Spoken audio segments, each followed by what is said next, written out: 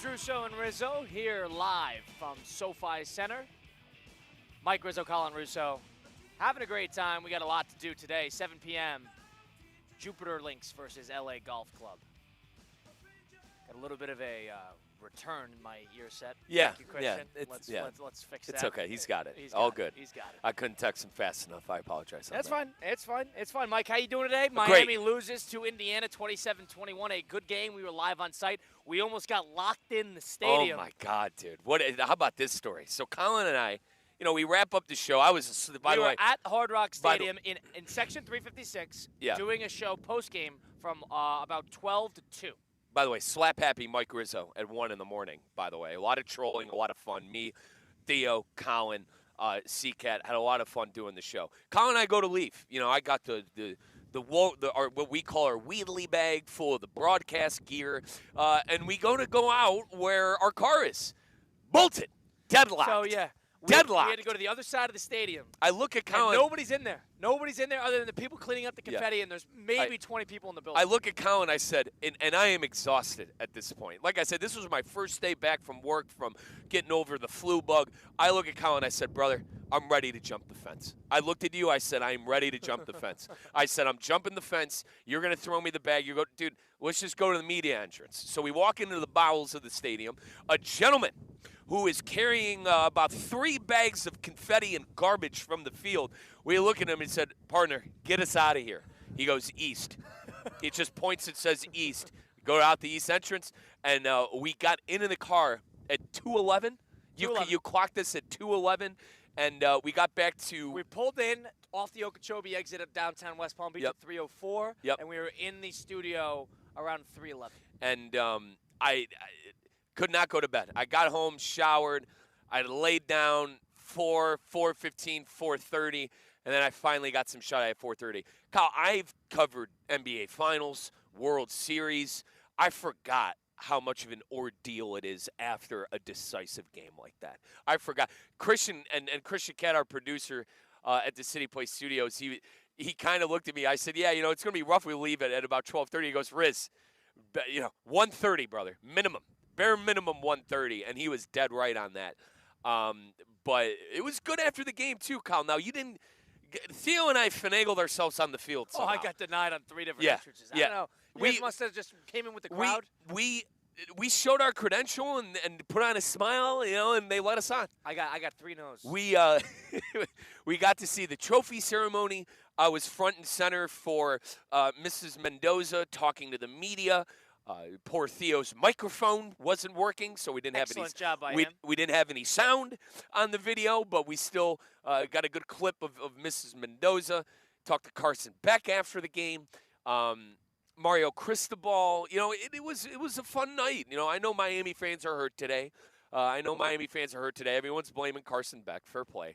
But it was a good game.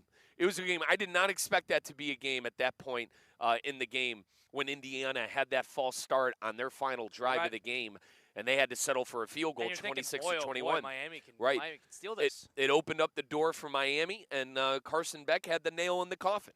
And as our very own Theo Dorsey, where you can listen on this station 2 to 4 p.m., theoretically speaking, big Miami fan, as Theo put it, the 3rd time this year, and the 3rd loss this year. Miami lost 3 games on the season.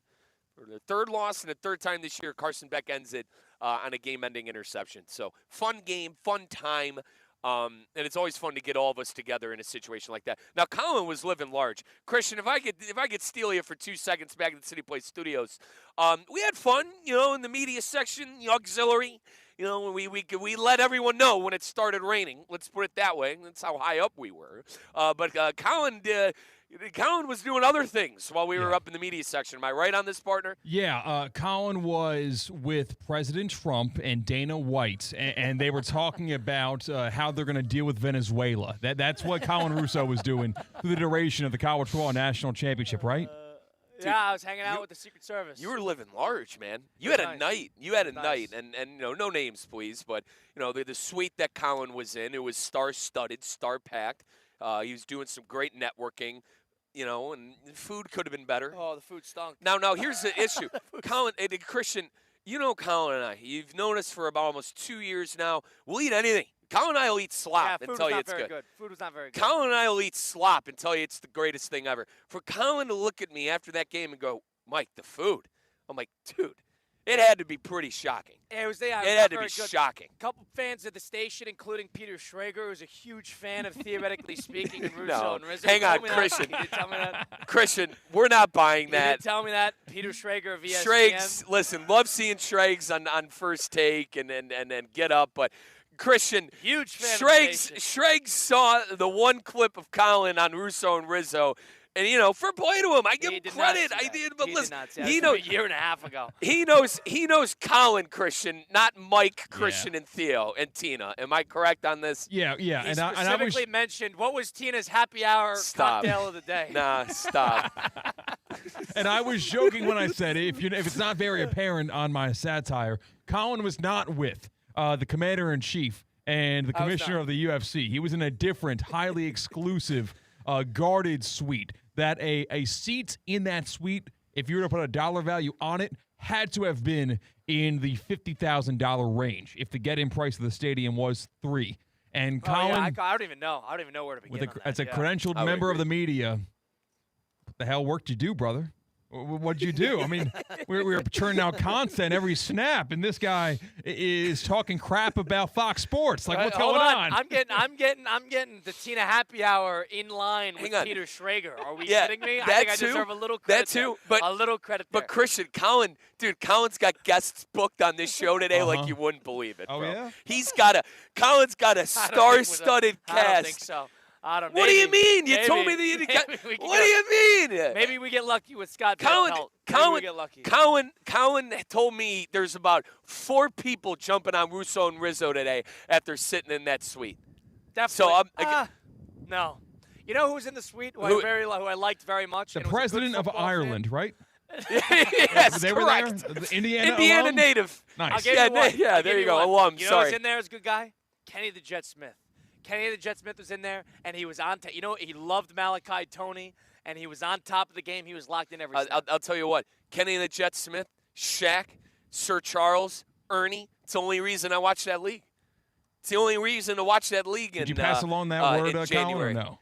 Like, probably. I did not say that the Kenny, only reason Mike Rizzo watches the league is because of their show. Dude, that's the only. That is what I watch. When people say, Riz, you watch NBA? I say, no. I watch Shaq, Kenny, Ernie, and Chuck clown about the league for 30 minutes and give me the skinny on what's going on so I could do my job. That's how I watch the NBA in January.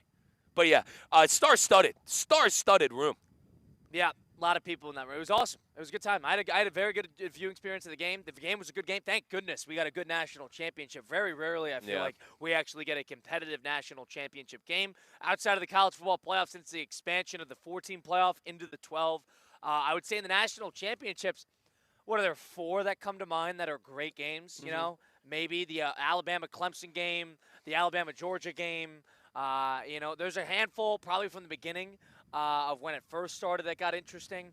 But, I mean, I can think of a lot of blowouts. I can think of the Georgia game against TCU. I can think of the LSU game against Clemson. Yep. A lot of these games were not very close. I can think of the Ohio State Notre Dame, which was sort of close, sort of not. So it depends. But I was very pleased to see that Miami actually showed up to play. I was very pleased to see that Miami actually had a chance to steal the game. And that would have been a stolen game. Yeah. That would have been as stolen of a game as you could possibly find if Miami was able to churn out a win yesterday. I was a little worried about the second half. Right, you're tending. It was 10 to rather this. I was worried going into the second half. Yes. It was 10-0. Miami's kicker missed the field goal, and how about that?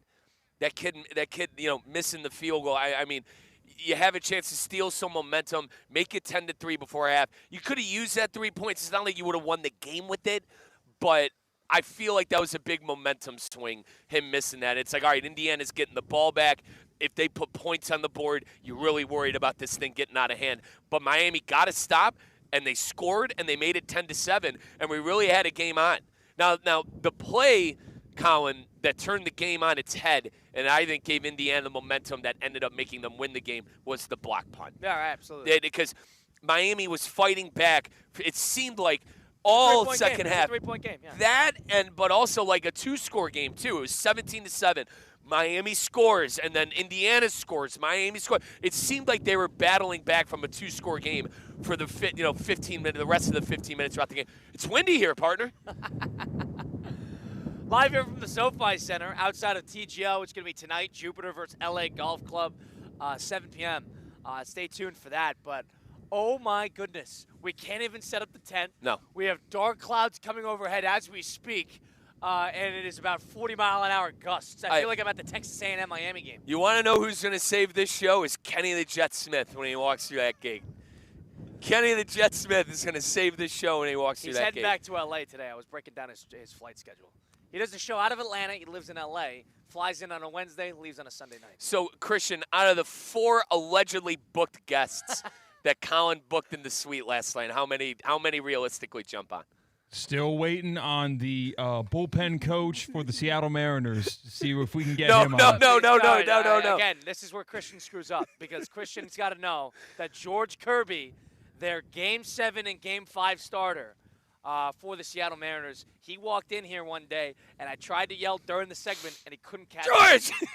George! If I see George, I didn't realize that you were in the same building with him and you grew up in the town with him? We walked into TGL mid-segment, and he's walking in the entrance, and he's walking all the way over there. Excuse me, sir. Excuse me, sir. Do you have his phone number? Oh, my God. I don't think so. All right. I have his Instagram, and he follows me on Instagram. Nice. That's all I got. Now, there is a rumor. Who checks their Instagram? There is a rumor that Van Pelt might join. There is a rumor that Van Pelt might join. There is a rumor. That's realistically, that's probably a realistic option at this point, I think. Matt Berry might join from SportsCenter on ESPN. He might join. Like Christian, Kyle told me 6 guys that could possibly join the show. You're exponentially raising this alleged confirmation. We have an agent. We have an executive. We have a superstar in Van Pelt.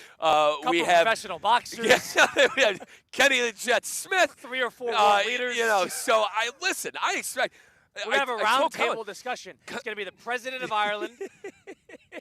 I told Colin. It's going to be the prime minister. He goes, Mike, I'm taking down the 10. I said, it might be good to keep it up. He goes, Mike, we're going to be chasing after that thing and down to cousin Mike in Boca if we keep this thing up. So, that's the kind of day that we got right now. Very slap happy, as you could tell. Kyle's running on, 2.5, 3 hours of sleep? You had internships, so let's put this in perspective, too. Mike bailed on. Let's keep this in mind. I did. We have new interns today. Our spring 100%. intern class for ESPN West Palm, which Colin spearheads, by the way. And I told Mike, I begged Mike. I'm like, Christian. Mike, in the car, Mike, I need you there. Christian. Mike, I need you at the intern orientation. It's 10 a.m. on Tuesday. I need you there. Hang on. I need you there. And Mike said, Colin, I wouldn't miss it for the world. Hang on, Christian. And this morning, Mike Rizzo, after sleeping 3 hours, gets up and he thinks, I'm not going. I'm not going to go support my teammate, my colleague, my partner. I'm not doing it. So, to Colin's credit, I told you, I went to bed at 4:30, finally shut the eyes. The alarm went off at 9 to go to the meeting. Looked at my phone, and I swear I said this out loud. I said, I'm sorry, Kyle. Threw the phone down and slept into 11. Christian, hang on. If I'm getting dragged down, I'm dragging people down with me. Christian, right? Hold on. No show too. Hold on. I walked up to where we were in the seats. They said, Theo, good luck tonight.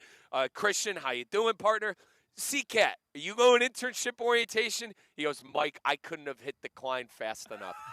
I wasn't the only one. Yeah, here's the thing. If I'm getting dragged in the mud, I was not the only one today. That's a bad job. Not the only one today who skipped out on internship orientation. Because I am in the minority in terms of work culture and as close as we get to office culture in ESPN West Palm. I like meetings. I enjoy meetings. I really do. I always hit confirm. Yes, I'll be there. Wouldn't miss it for the world.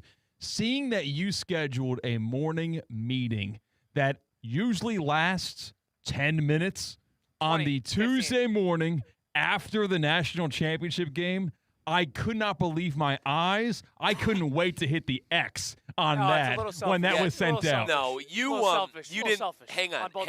I give Colin credit. He does a great job of getting interns in and hiring interns. One of them just got full-time that Colin hired, okay? So let's put that in perspective, all right? Colin does a good job hiring the interns.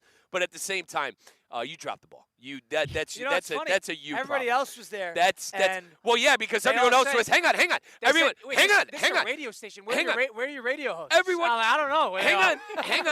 Hang on. You're there. Hang on. Everyone, Christian, Colin forgot to mention that everyone else that doesn't do content for this company was in Chicago drinking like a fish. And Mike Rizzo was working the phone to get these kids into a club into Chicago because I know the owner. Okay, it's a true story, by the way. But yeah, they had a day. They were off Martin Luther King Day. They slept in. And then they recovered for a full day. Of course, they were there at 10 a.m. on a Tuesday. They weren't up till 4 in the morning, at the witch's hour. We were up at the witch's hour last night. They walk in, all the interns. They got 5 of them. Oh, stop They walk in, they go, wait, hold on. He said it was a radio station. Everybody here says they're in sales or marketing. Stop. I'm like, guys, you have a point. Where are the radio hosts? We see him once every couple days. No. Intern Nicole's here. She didn't say that. You're full of it. No chance. Listen, no chance. This is a radio station, right? Where are your radio hosts? Oh, maybe blame. Hang on. The good news is. Oh no, I was staying up too late at the national championship. Christian. My steak is too buttery. Christian, the good news is. My lobster's too buttery. The guy who is head of the interns and schedules things, is also a content teammate and a host. You think he'd have the know-how to not schedule something? We're at the national championship till the witch's hour. That's true, and he is a schedule connoisseur. There's no one that knows the sports schedule more than Colin Russo, and somehow he didn't gather that January 20th is the day after the College Football National Championship. Christian, when someone on, let's put it this way, when a producer on a radio show has an issue and it's his fault, my dad has a saying for it, an operator error. Colin, this was an operator error. You make the schedule. This was 100% an operator error. You could have showed up. You could have been there for me, but instead you guys bailed. Wait, I'm sorry. I was working on something. You made your priorities set. You just set your priorities in my eyes. You guys said it. That's fine. Go ahead, Christian. I was working on something. Mike, did you recommit to the intern meeting, like in the drive home with Colin? Absolutely not. I begged him, and he said, "Colin, I wouldn't miss it too. No. Just making sure. Colin, Colin never let you down. Colin, I'm a reliable guy. Cap. I would never let you down. Christian, that is cap. That is absolute cap. He said those words. We walked out. I'm not kidding. At 3:20 in the morning, we walked out. I looked at Colin. When we walked out of the studio, I said, "Brother, I love you. I'm not going to be at that godforsaken meeting tomorrow." And you didn't listen. If any of you that listen to that show, you know that is 100% fact. I looked at Colin. I said, "Brother, I love you. I'm not coming to that godforsaken meeting tomorrow." You know what? I got a little nervous when we were walking around Hard Rock Stadium. Every door we saw was chain linked bolted shut. I was a little nervous about that. I thought we were going to get burned there. But I told you, I was ready to jump the fence. And then, thank God, I was groggy and tired and exhausted. He was cranky. Cranky is the better word. Thank you, Colin. Finally, I'm like, wait a minute. I entered through a media entrance. There's still people on the field. We could definitely make our way out of here. I screwed up the schedule. There's no doubt about that, but doesn't mean you guys are not able to sacrifice and be there for your fellow comrades. You think they should have... By the way, Stephanie Prince, our general manager. You think they should have scheduled D-Days so you guys can sleep in? Absolutely not. Christian. You think that, wait, I got to sleep. I had a terrible night's sleep last night. Can we push D-Day to a couple hours later? You think they said that to George Patton? Didn't. They did not. Christian, they did not. Our fearless leaders, Stephanie Prince, our general manager. Who was also a no-show, by the way. And Brian Rowitz. And hang on, Brian Rowitz, every single one of ours boss and content director. No-show. No-show. No-show. That's chance. That's a good twist because, Mike, I thought you were about to say, we got a text and you and I are in trouble, God, Mike. No, All right, they don't even know. They couldn't care less. They couldn't care less, Christian. That's the good news. They did bail. This was true. And it was true. strategically planned out Brian, by Mike Rizzo. Our boss, has got a charcuterie board, and he's trying out hams instead of meeting the new class of Colin Russo-led interns. Strategically planned out by Mike Rizzo in his car at 3:25 a.m. I screwed up the schedule. I'm a schedule guy. You're 100% right. I did screw that up. There's no doubt. Operator error. I'll share one more story from last night that I think I completely I completely bothered Hang him on, with context. This. Where were we? You were in your suite. I was at the suite and the national championship game. And it was a who's who. And I was talking to Joe Buck, and I complained to him how the Week 18 schedule of the NFL, how they got Carolina, Tampa Bay, and then 49ers, Seahawks when there was nothing. I thought it was the right move. And they got nothing on the 4:25, 1 p.m. And I go, Joe, first of all, the Monday night playoff game's a waste of time because you guys are always going to get a 4-5 there for the Texans. And then I said, Joe, you get the Texans 2 games in a row. And in Week 18, the last game of the year, ESPN gets only 2 important games. But, one of the games wasn't that good. And he looks at me and he goes, I don't care when we do the games. He couldn't have cared less. Yeah. The schedule nonsense that I was spewing. Well, yeah. Hey, Christian, meanwhile, it's like doing this if Penn – It's like telling you all this stuff and complaining to you about your job on something that's out of your hands when Penn State's playing for a national championship. Like save your breath. Save your breath. It's 2nd and 7, and that safety's creeping up. Don't throw Buck, Colin. Don't throw Buck under the bus. He didn't care. Don't throw Buck. Hey, I'm not throwing him under the bus. That's our guy. Buck's our guy. We love Buck and Aikman. I'm not we love saying. that. I'm not we knocking love that. him. That's our favorite. I'm not knocking him. I'm just saying he's an operator. He does. He wants to do the game. He wants a good game. He doesn't care when he does the game. That's our favorite. Those 2 guys. That's our favorite football broadcast is Buck and Aikman. Don't throw Joe under the bus. I'm not throwing Joe under the bus. I'm just saying he couldn't have cared less about my schedule. Week 18, which was 3 weeks ago, my Week 18 problems. He couldn't have cared less. That's fine. I get it. Mike Rizzo, Colin, Russo, Christian, Cat. Miami loses the national championship to Indiana. They complete a 16-0 season. First team since 1894, the Yale Bulldogs, to go 16-0 in a college football season. 888-760-3776. Is it fair to announce that Indiana Hoosiers, this year's 2025-26 Indiana Hoosier team, are they all-time great? Are they all-time good? Is it we know it's an all-time story. There's no discussion there.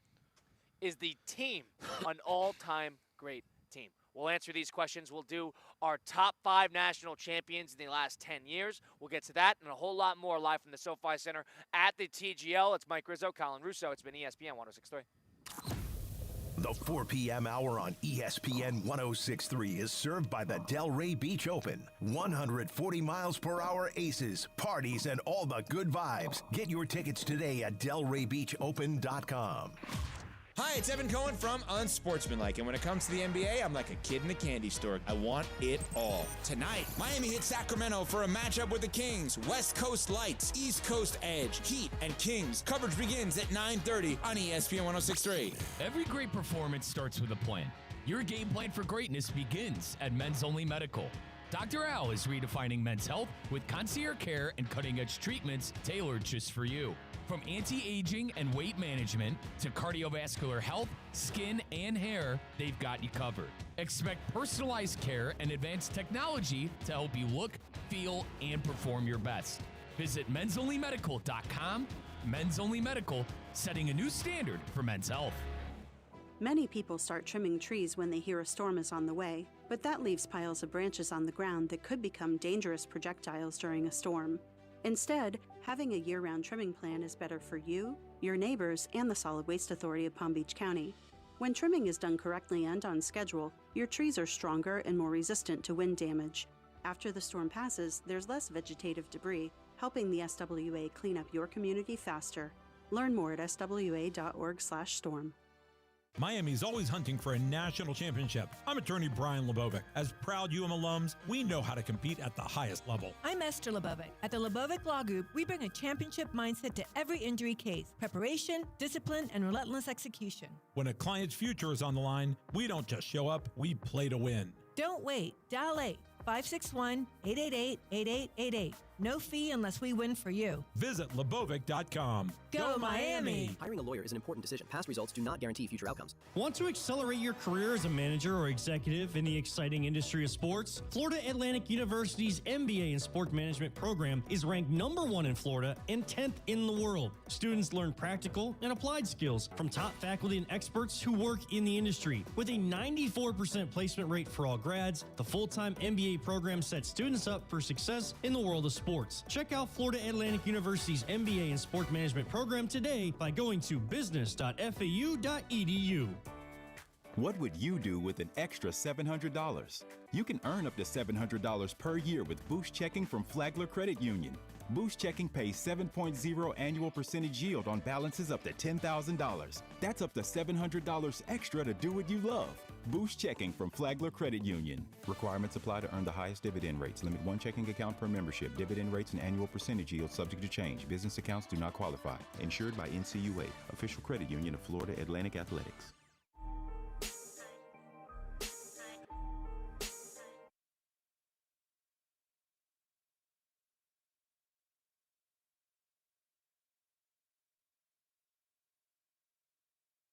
Let's get back to the Anajar and Levine Accident Attorney Studios. This is Russo and Rizzo on ESPN 106.3.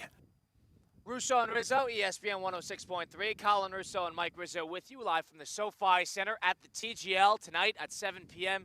You got Jupiter taking on the LA Golf Club, so stay tuned for that. We're up in Palm Beach Gardens having a good time.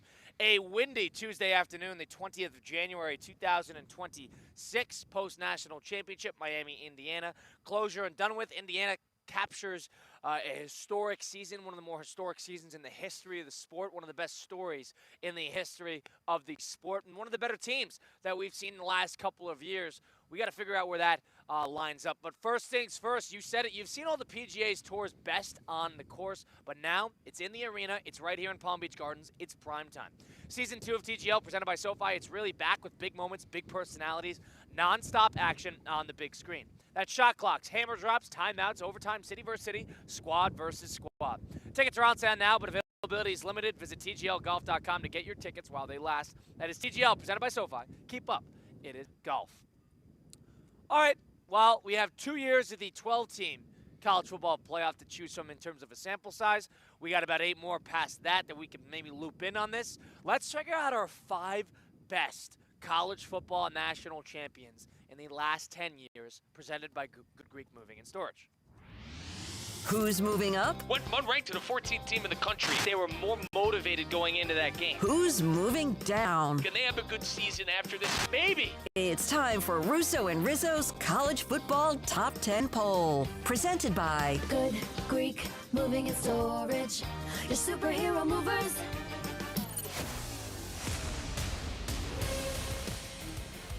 It is our top 5 national champions in the last 10 years. Obviously, folks, we could go as far back as 20, 30, 40, hell, even 50 years.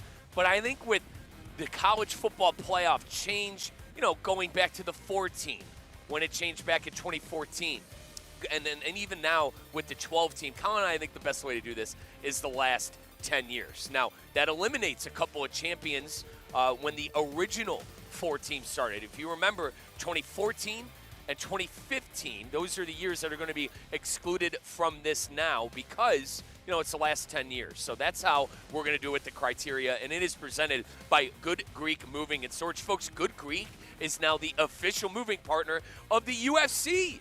There are a ton of UFC fans down here in South Florida. Crazy UFC fans down here in South Florida. Versus Patty Plumlet this weekend on the Saturday cards. They got a good one. So, keep that in mind as you're looking for movers. The official mover company of the UFC is our good friends over at Good Greek Moving and Storage. And, folks, if you're moving, I don't want you to stress it because you're going to call my guy Spiro and his team over at Good Greek Moving and Storage. From relocation solutions for businesses, homes, Good Greek is the #1 option. From packing and storage and local and long-distance moves, Spiro and his team make sure they got you covered from start to finish. They're trusted by teams like those Hurricanes who finished, runner-up last night at the college football playoff. The Miami Heat, 3-time champ Miami Heat, and then obviously now the official movers of the UFC. Make your next move simple, safe, and stress-free. Call the world's only total relocation company. That is Good Greek Moving and Storage. Go to GreekMoving.com for more information. All right, Colin, this is going to be tough because I think there have been a lot of pretty good teams. Obviously, it's the best team of the season that wins the college football championship. But I think there have been a lot of good winners. All right, so let's do it. Let's set these standards. With the last 10 champions, this goes from the Indiana team to this year. To all the way back to the first Clemson team, the Deshaun Watson Clemson team, that beat Alabama last second. In on the Hunter 16. on third and Renfro. Third and Renfro, that game. In 2016. Yep, so the 15 champion Alabama and the 14 champion Ohio State will not be eligible for this. So it's good to set that criteria. I think we go 5-1. Would you agree? I think we go from the bottom and work our way to the top. So, Christian, let's get it going with number 5. Now, Alabama, there are going to be a lot of Alabama and Nick Saban teams on this list. Where do you stand with Clemson?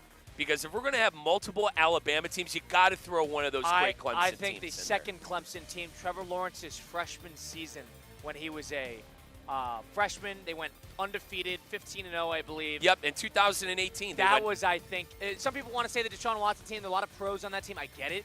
But I personally think that Clemson team, I'm going to go by not challenged. Okay. If they weren't challenged, I think that's more impressive, right? Yeah, So I I'm would under agree. the impression that the lack of challenge indicates a stronger team. I understand this is about competition.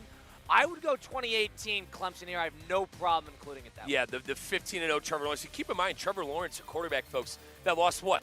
One game in his college football career to Ohio State and in the LSU. semi. Ohio and Yeah, LSU. okay, so in the national championship in 19. So we'll do number 5, that Clemson team back in 2018. Let's move on to number 4.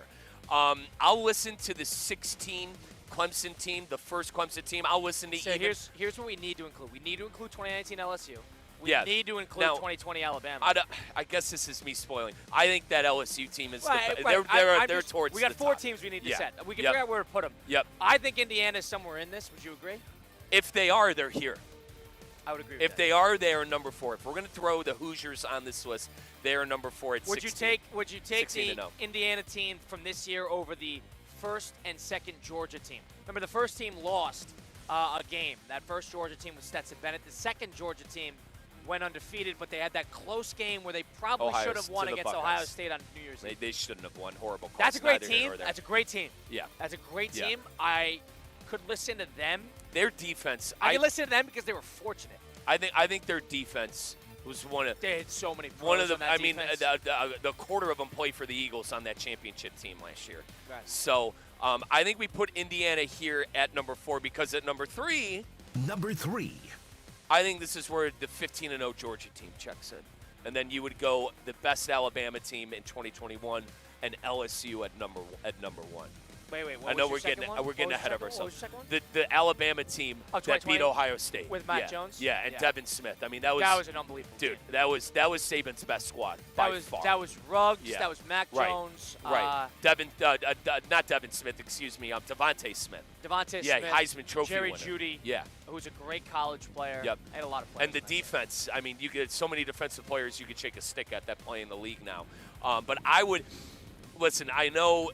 A Clemson fan is probably saying justice for 16. You lost a game that year. I know a Michigan fan is probably saying 15-0, 2023. I mean, I can listen to Michigan. I can't listen. You don't want so. I think you're not going to want to put them there. I understand. But listen, I'll get my bias out of the way. They went undefeated. Here's our argument. Are we putting that second Georgia team that went undefeated, that was fortunate to win the Ohio State game but dominated the championship? Right. Would we rather them? Or the Michigan team that went 15-0 and beat Washington? I think it's 2022 Georgia, and I think we punish Michigan for cheating that year because they probably would have beat TCU if they played straight up. TCU won that game because they knew that Michigan was planning on using all their 2020 Alabama, Najee Harris had 26 rushing touchdowns. All right, 30 total touchdowns. Devontae Smith, that was when he had 23 Dude, it was the best. touchdowns. Colin, we didn't. And 117 receptions in 13 It's one of the best Ohio State teams. I mean, the defense could He's have been better. averaging 9 receptions a game. Christian and Colin, for that matter. I mean, that 2020 Ohio State team, I thought had a realistic chance of winning it all. And then I saw how good that Alabama team was in the playoff. I said, there's no chance. I said that the highlight of our season was getting there with Justin Fields, all the receivers, because our defense never stood a chance against that. One thing I'm going to have to correct on my own stance is, remember, that was the year after Judy left. It was actually the Jalen Waddle as the back. Yeah, but with Colin, John Mechie. they were, LSU, Alabama, and Ohio State have always had stacked receivers. Right. And that year, the Alabama receivers were, I mean, you talk about next level. They were Megatron-esque. I mean, honestly, they were Super Saiyan-esque for all my anime fans They had 81 out there. sacks in 13 games as a team. Dude, Colin, ridiculous. The argument is within the last the 35 sacks. Excuse me, 81 tackles for loss. The argument is Alabama. Christian, let's move on to number 2. Let's put Georgia at Number 2022 at number 3. Number 2. I mean, these are the two best teams: 19 LSU and 2020 Alabama. I think the 2019 LSU team is number 1. Look at Stingley was a freshman on that defense. He was like the second or third best corner on that defense because you had Greedy Williams and company as well. I know Greedy didn't turn out to be the best pro, but they had an unbelievable defense that year. Linebackers, I remember Patrick Queen at linebacker, defensive lineman on the offense. Offensive linemen that were going in the first and second round. Clyde Edwards-Helaire at running back, and then the receiver. The two best receivers, maybe tandem ever in the history of the sport, and it hurts me saying this as a Buckeye, Justin Jefferson and Jamar Chase.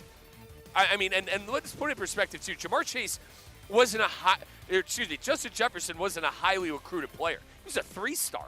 You know what I mean? That guy, with all rights, shouldn't have sniffed the field for LSU. So I think that team is probably the best, but 2020 Alabama is probably the only team I think you could consider. This is a tough thing to do, separating these teams with 2 and 1. What's your sense on this? Yeah, I lean Alabama. I'm just going through the defensive roster again just to put my names and years together. I mean, that 2019 LSU defense, we know how good their offense is. But defensively, let's think about this. Derek Stingley, who is a first-team All-Pro perennially. Cle'Veon Chason, who is a great player, who turned into a really productive player for the Patriots. Grant Delpit, I know he hasn't necessarily been Hang on, no, he's good. He's a good player. He's good, dude. Good player. He's never been healthy. Yeah. Yeah, he's That's always had bad injuries. I'm telling you, man, he's good. He's a player.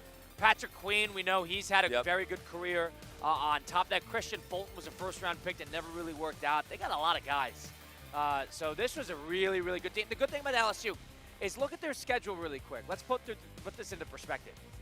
They beat Texas at Texas when Texas at the time was number 9. They played everybody. They beat Florida, who was number 7. They beat them by 2 touchdowns. Remember, their tough game of the year was the Auburn game, in which Auburn was a top 10 team, and they beat Auburn by 3 points. Auburn went 9 games that year. They beat the Tua Alabama team in his last season, 46-41 at Alabama. And then they finished off the year by beating Georgia, who was number 4, and Georgia, who, mind you, was 12-2 on the year. Then they beat Georgia 37-10. And then they beat Oklahoma, that Jalen Hurts team. That's when they were up about 40 points in the first half. Burrow threw like 6 touchdowns in the first half. And then Trevor Lawrence, who hadn't lost in 2 years, that's who they knocked off at the end. Yep. Guys, that's not close. And I told you, my cousin is an LSU alum. He was there during that team at all those games. I got to do him justice, man. That team was out of this world. It didn't matter who they played. Now, that game versus Alabama, okay, that was one of the games of the century, the 46-41 games. Yeah, I remember. That's when Tua got banged up in that game. One of the games of the century that I watched. His hip. And that's when the SEC, Colin, you went through that schedule. I mean, that's when you couldn't even argue that the Southeastern Conference was just king. You had Saban. You had that LSU team. You had Kirby on the other side. A young Kirby trying to make his bones. That was loaded. I think, Christian, number 2, Alabama, and number 1. Number 1. 2019, Louisiana State Tigers. No question. And problem. that is our top 5 teams presented. Our top 5 best champions in college football from the last 10 years. Yeah, another team I want to throw out there. I'm just going through this 2022 Georgia Bulldog team. Defensively, I mean, offensively, quarter of the roster played for the Eagles. Right. I mean, they have good players offensively, too. Remember, that team had Ladd McConkey, who's turned out into a good pro, and Ad Mitchell. But point being, you go defensively. They got Malachi Starks, who has been a very productive player his first year. They have Javon Bullard, who's been a good player for the Packers. Calais Ringo, who never really work out. Kamari Lassiter, we know how good he is for the Houston Texans. Jalen Carter, need no say more. Nolan Smith, I don't need to say more there. I mean, Jalen Walker, who ended up being a top 10 pick the next 2 years later. I mean, geez. Colin, it was out of this world. That's why they belong. And they had top Brock 5. Bowers. Yeah. Darnell Washington was on that team. Oh, my goodness. Keep in mind that a lot of those players were on the team that won the year before. That was the Georgia squad and the Georgia core that went back-to-back in 2021 and 2022. Remember, Kirby won in 2021 and they lost for his one game, first. and that was when Alabama was able to upset them in the SEC with Carson Beck, his final year. Yeah. No. This was the is year before. his second to last year. Yeah. That's the year where he threw like 39 touchdowns and 3 interceptions. That was Beck's best year in college football. Georgia lost 2 games in 3 years. And they were both to Alabama in the SEC championship game. Yep. One of which was with Stetson Bennett and with Bryce Young, and the other of which was with Carson Beck, who in that godforsaken game cost him a playoff spot for all intents and purposes. Lost that game 27-24. And that Alabama team, who finished 12-2, had a good year. That was the Jalen Milroe team. Yep. And Kyle, once again, to remind everybody, our top 5, 2018 Clemson, 2025 Indiana Hoosiers, coming in at number 3, the 2022 Georgia Bulldogs, 15-0 team, the team Kyle was just waxing poetically about. At number 2, the 2020 Alabama Crimson Tide. And then the number 1, no doubt, LSU 2019. And that is our top 5 presented by Good Greek Moving and Storage. Once again, folks, Good Greek is the official mover now of the UFC. They are the official mover of the UFC. They are also the official movers of the Miami Hurricanes, who are arguably a drive away from winning a national title in the national championship game at Hard Rock Stadium, the Miami Heat, and plenty more. For all of your moving solutions, hit up Good Greek at GreekMoving.com. That's GreekMoving.com. My buddy Corey at Good Greek was texting me during that game, Kyle. It was truly a good game last night at the national championship. Colin Russo, Mike Rizzo. It's Russo and Rizzo on ESPN 106.3. A lot more to do. We'll get into what we saw last night in the national championship game. Stay tuned for it. Russo and Rizzo, ESPN 106.3. The 4 p.m. hour on ESPN 106.3 is served by the Delray Beach Open. 140 miles per hour aces, parties, and all the good vibes. Get your tickets today at DelrayBeachOpen.com.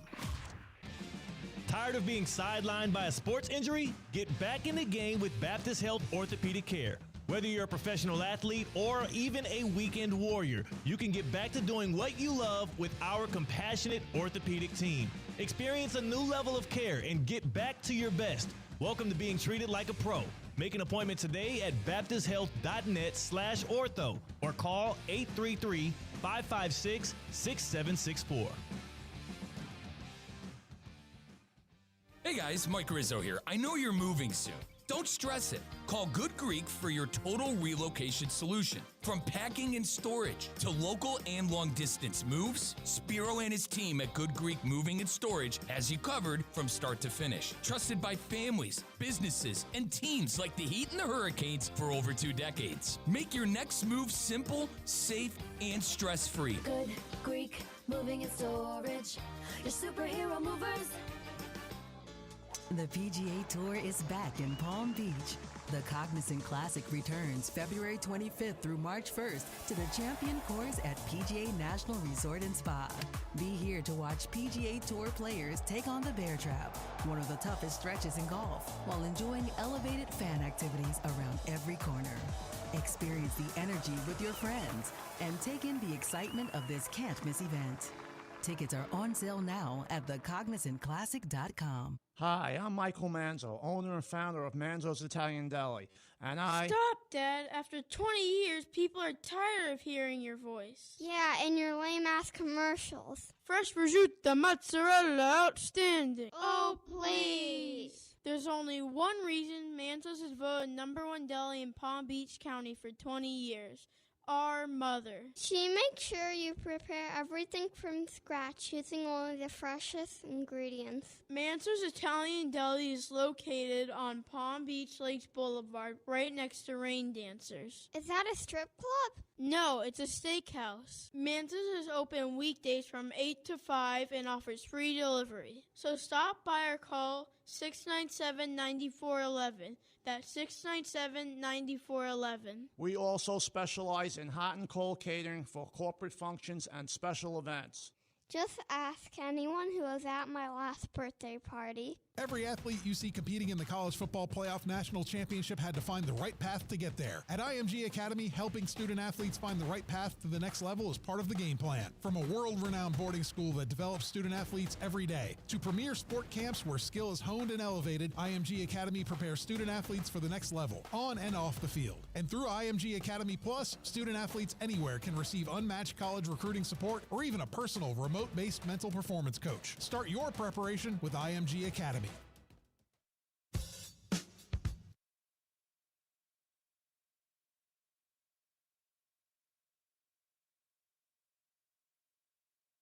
Let's get back to the Anajar and Levine Accident Attorney Studios. This is Russo and Rizzo on ESPN 106.3.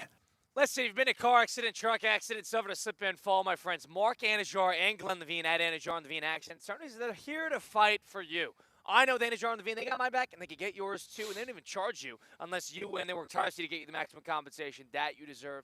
They are the best in the business for a reason. Don't settle for just any attorney. Go demand the top of the line. Go demand Anajar and Levine. Take that one phone call. Take back control of your life.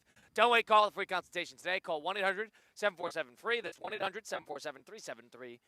Take back control. The Anajar and Levine. Colin Russo and Mike Rizzo with you. 888-760-3776. Number to get into the program. Miami and Indiana.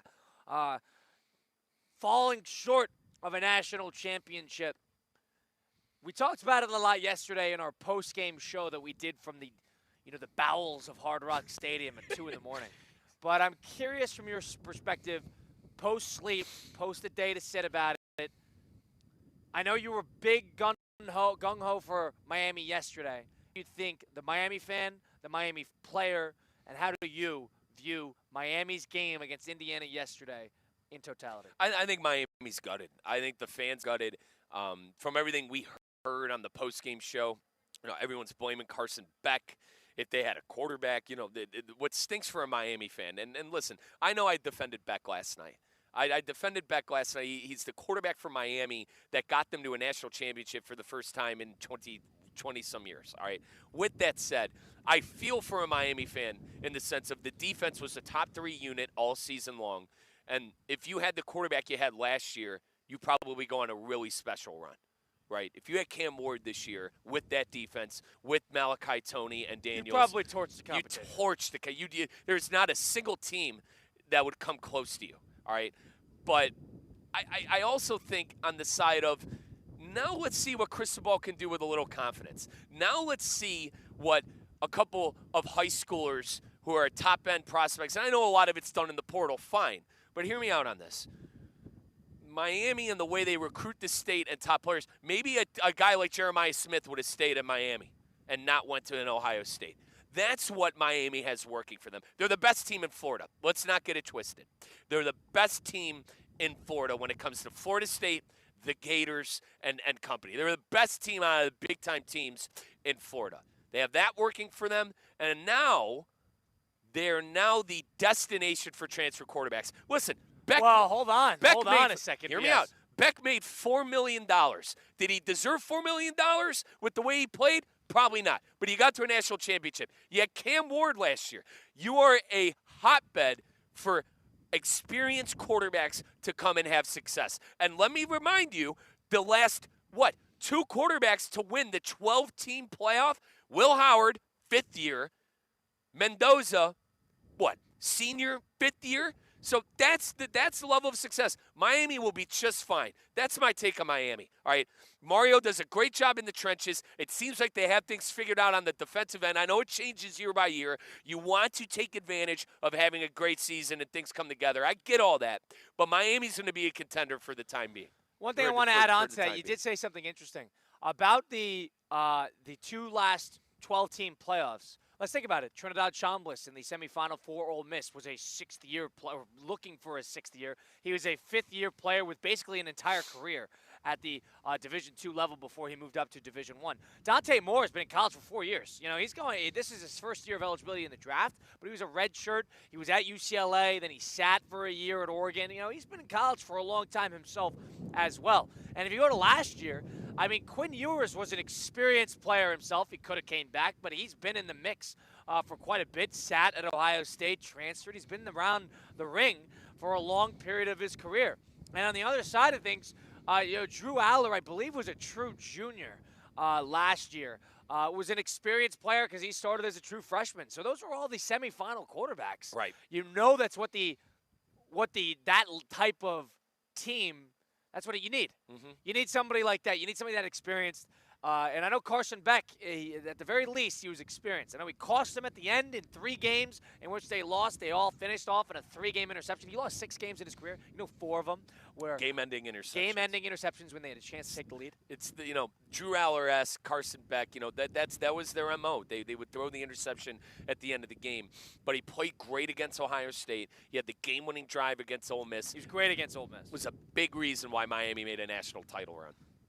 Yeah, but he also was the worst part of the team. He was, yes, but he played well. He played mostly well in that. Yeah, but veteran quarterbacks, Colin, it seems like it's just, the recipe for success. That is the recipe. And Sam Levitt, the #1 portal player, according and listen, you can sit here and tell me what rankings you like better. I prefer 24/7 Sports recruiting rankings and portal rankings. With that said, 24/7 Sports has Sam Levitt as the number one prospect. #1 prospect. Guess where he's going? Oh, Christian's boy, Lane Kiffin. I think he's Lane Kiffin. I want to say a true junior. Lane Kiffin. I could be wrong. He is going to play down football. LSU.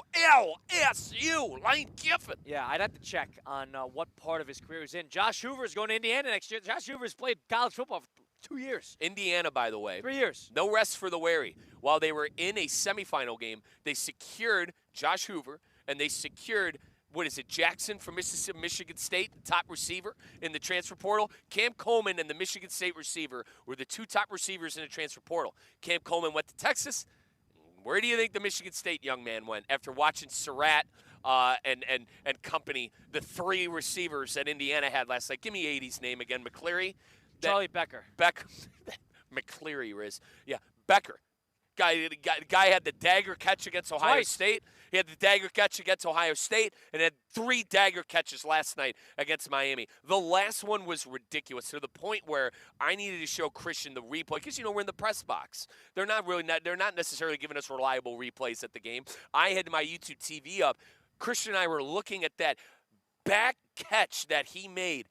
Unbelievable stuff, and it's not surprising to me to see Indiana getting some veteran players and getting top-tier quarterback talent and now wide receiver talent. Is there a part of you that's happy that Indiana won the championship? I'm happy that the Big Ten is the best conference in football, and the last 3 champions reside in the conference where my team is and that I grew up rooting for. I'm ecstatic that the Big Ten is the best conference, but at the same time, as a Buckeye, I'm very worried about Indiana taking over the conference. Indiana and Curt Cignetti are now the standard in the Big Ten after winning this year. The Buckeyes have dominated competition in the Big Ten for years. With the exception of Michigan for the last 4, it's really been Ohio State's.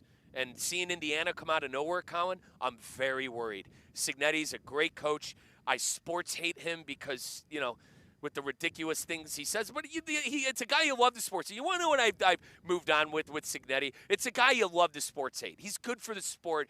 It's good to have new rivals. But I am worried. I'm worried that Indiana is going to turn into an absolute powerhouse. But you think it's a good thing that 3 different Big Ten teams have won the national championship 3 years in a row? I do. That could easily be 4, by the way. Correct. That could easily be 4. Correct. That could easily be a 4th different team. Yep. You don't think Oregon could have a huge year next year and finally break through? It's totally possible. I mean, a lot of the lists I look at, the Buckeyes are 1. Indiana is flirting around with who the knows? top 5. Definitely, who knows? When we'll go through the way too early top 25s as we progress here. But folks, USC is going to be better next year. Oregon, say what you want. Dante Moore's coming back, experienced quarterback. I even think that teams like Washington with Williams and Illinois, these are teams who won bowl games too. Washington won a bowl game. Illinois beat a SEC team in a bowl game once again. I'm done hearing. I told you. I'm done hearing how hard it is to go on the road to Kentucky and Mississippi State. I'm done with it. The SEC doesn't have that clout anymore. Yeah, they don't. The problem with the SEC is the SEC hasn't had the top-end team in a couple years. Since the Georgia teams, they haven't had a top-end team, right. Yes, they've been talented. They have talent. They have players. They have good coaches. But they have not had the excellent team. I think a massive game is that Texas-Ohio State game. Just because Texas, it's a home game. Texas has a chance to kind of set the standard for the season against a team who's going to be ranked. Both teams are going to be ranked in the top 5. Let's get that out of the way. Right. Texas will be loaded. The Buckeyes will be loaded. That's a big game for the conference early on. Texas against the Buckeyes. It really is. And it was in the week 1 this year, but you look at the matchups, the Otakon matchups, the matchups we love so much. You know what I mean? I hope those stick around. The one thing I will get on Cignetti for, he hates that. He hates the Otakon matchups. He wants to pay his way out of the big Otakon matchups and focus on a loaded Big Ten. He's not alone in that. No, everybody's on the same page there. Everybody's on the same page. So there's no doubt about that. But you got to give Cignetti credit. This is as important and as impressive of a coaching performance. You can't be numb to it as we have ever seen at this level. It is comparable to somebody taking Boston College and winning a championship. And Boston College is a lot more historic to the program comparatively than Indiana. Indiana they had 713 losses over an 130-year history, which is the most in Division I for college football leading up to last year. And since then, they have lost 2 games, and they have won a national title. I think nowadays, it is much easier to buy championships. It is much easier to rebuild fast. It is much more possible for teams to kind of get into the fold 0 to 100.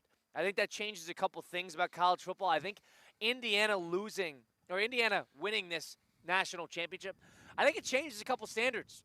Not only do I think coaches have less of a leash, remember college coaches, very rarely, unless you're a top-of-the-line program, these guys are going to get their time, right? These guys are going to get 5-6 years. You got to build a program. You got a huge contract. You got 7-8 years. I would say the teams that don't play, LSU, Alabama, right. Ohio State, Michigan, those are the Georgia, teams. There's 5-6 teams. Point being, Lincoln Riley's done nothing, but he's been there, for 4 or 5 years now? And that's why they got there, by the way, because they fired too early. Point being is I think that this is going to have a little bit of a carryover effect because all of these coaches and athletic departments are going to look at these new coaches and say, well, Cignetti did it. Well, Cignetti did this. So you think Cignetti had NIL his first year? Yeah.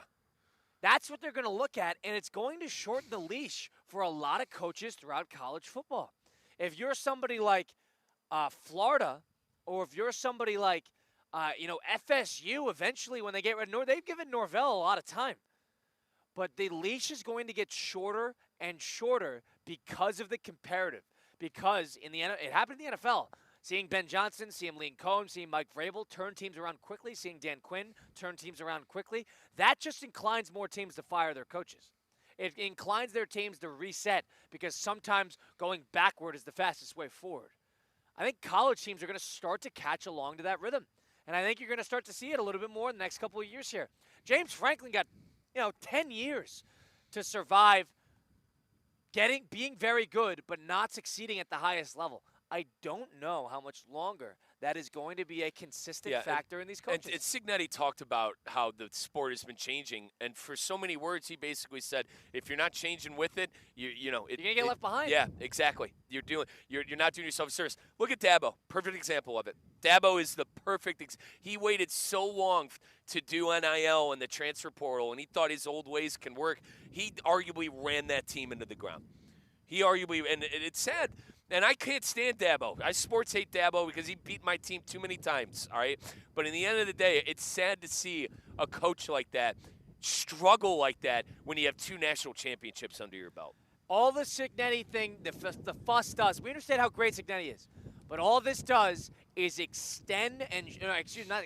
shorten the leash for these new college coaches similar to the NFL. They're not going to get a year or 2, but hey, you don't turn around and if I don't see progress in 2-3 years, you better start counting your days. You're on borrowed time after that. And they're all going to say, all the athletic directors around the country are going to say, well, Cignetti did it. If John Summerall at Florida after year 2 is still struggling to be a 9-win team, they're going to say, well, look at Cignetti. You don't think the Big Ten's any good? Fine, but Cignetti's beaten every good team he's played.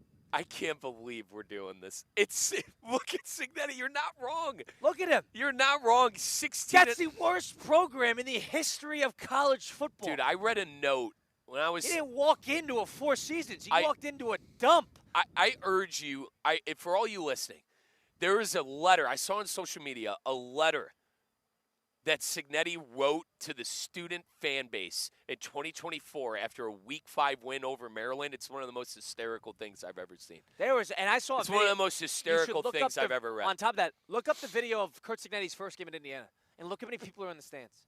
There are 1,600 people. He pleaded to get people in seats. He was going frat house to frat house to get these guys in the stadium. Yes. Well, Cignetti did it. Get ready to learn that. If you're a college coach, get ready to hear that. Because if I'm an AD, I'm like, well, Cignetti did it. John, are you saying you're not Curt Cignetti? Why am I paying you $10 million? Yeah. Hey, John Summerall. Cignetti did it. That's a John Summerall. He's going to hear that from Steve Strickland. That's Scott Strickland. There are a ton of Florida State is absolutely mudded right now. The Tanks are in the mud at Florida State. Tanks are in the mud. They're in the swamp, no pun intended, in Florida. The Gators really need Summerall to pan out. Very important. These coaching hires that just happened over these, all these coaches that Mike just got Norvell, hired. I need more time. Well, Cignetti did it. Can't listen to that. I'm not listening to that. I'm not listening to your 5-year plan. 5 years. You got 3. You get 3. And I could argue if Florida State had money, Norvell would already be looking for a job. Folks, I'll tell you what. I might have lost some money losing with Indiana at plus 7.5 last night, but you want to know what? I'm going to get my money back with the NFL playoffs. Playoffs? Are you kidding me? Playoffs? It is playoff time with our good friends at Hard Rock Bet. There's no better time to get in on the action now. If you're a new gambler, if you're a snowbird down here, Kenny the Jet Smith, if you're listening, you only can use Hard Rock Bet down here. Sign up today and bet $5 on any game. If you win, you will get $150 in bonus bets instantly. Folks, you got to win, though. For all my new gamblers, bet $5 on a game. If you win, you get $150 in bonus bets. A Hard Rock Bet user last week turned $10, a $10 bonus bet, into a $330 payday. Get involved now with our good friends at Hard Rock Bet. Offered by the Seminole Tribe of Florida. Must be 21 plus and physically present in Florida to wager. Terms and conditions apply. If you or a friend is concerned about gambling, please call 1-833-PLAY-WISE. That is 1-833-PLAY-WISE.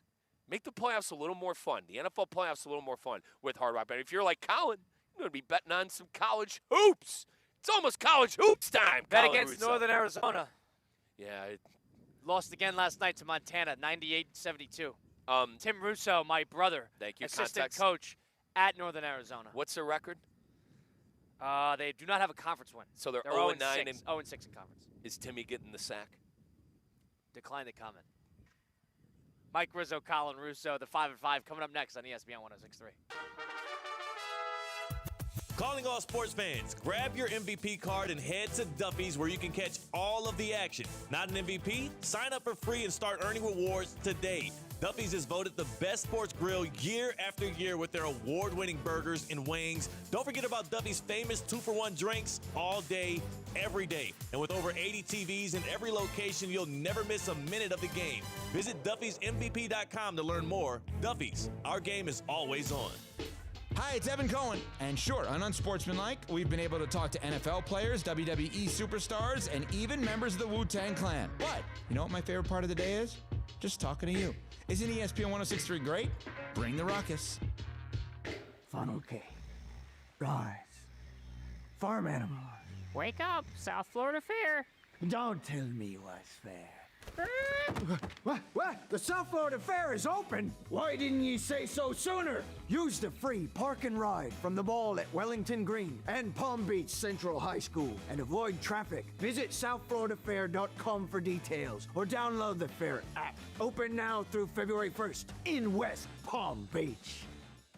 Anajar and Levine. Call 1-800-747-FREE. That's 1-800-747-3733. ESPN 106.3. WESP Jupiter, a Good Karma Brands radio station. The Palm Beach Health Network Physician Group, an affiliate of the Palm Beach Health Network, is committed to delivering high-quality care to the communities they serve. Their award-winning physicians and specialists provide a level of expertise that has resulted in regional firsts and outstanding patient outcomes. For a physician referral, call 866-654-2362. To learn learn more about the Palm Beach Health Network Physician Group, visit pbhnphysiciangroup.com. pbhnphysiciangroup.com to get in touch with the Palm Beach Health Network Physician Group. Hey everybody, it's Cade Chumsland. Every week, Land Rover Palm Beach supports local student athletes as they grow on the field, in the classroom, and in the community by naming a Player of the Week. This year, $35,000 will be awarded to student athletes and their schools. Tune in to ESPN West Palm High School Game Day every Friday night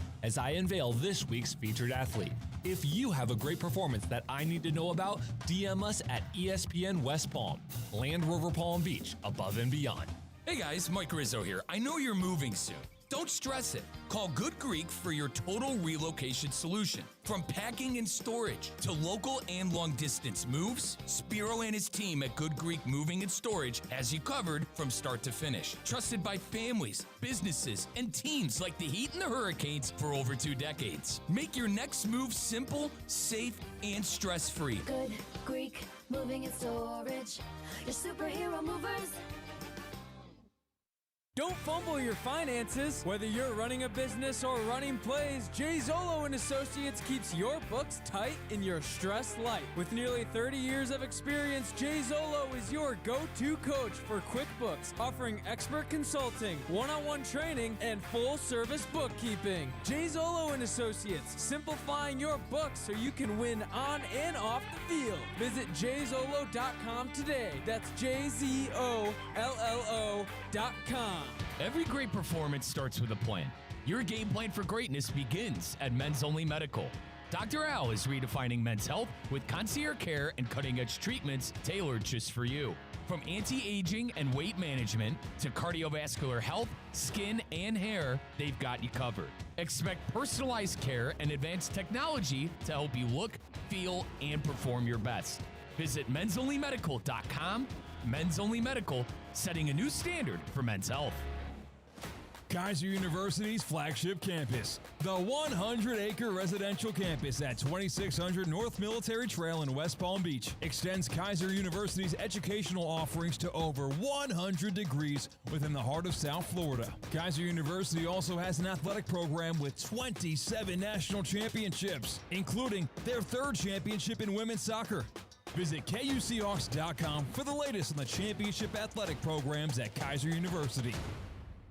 Many people start trimming trees when they hear a storm is on the way, but that leaves piles of branches on the ground that could become dangerous projectiles during a storm.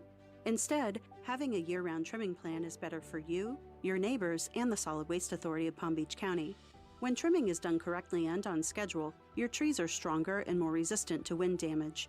After the storm passes, there's less vegetative debris, helping the SWA clean up your community faster. Learn more at swa.org/storm. Now, it's time for a little R&R. Colin to the bucket, lays it up and in. Ball game, Rizzo!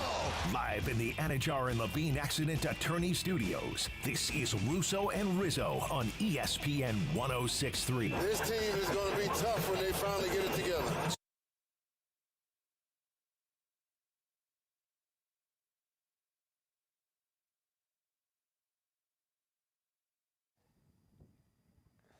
Well, if you're a Miami fan and you're distraught after what you saw last night in the national championship game, you're thinking, maybe, will we never be back? Will we never get back? Did we miss our opportunity? So fair criticism, especially in this day and age with a program like that where it's been a little bit of this and a little bit of that.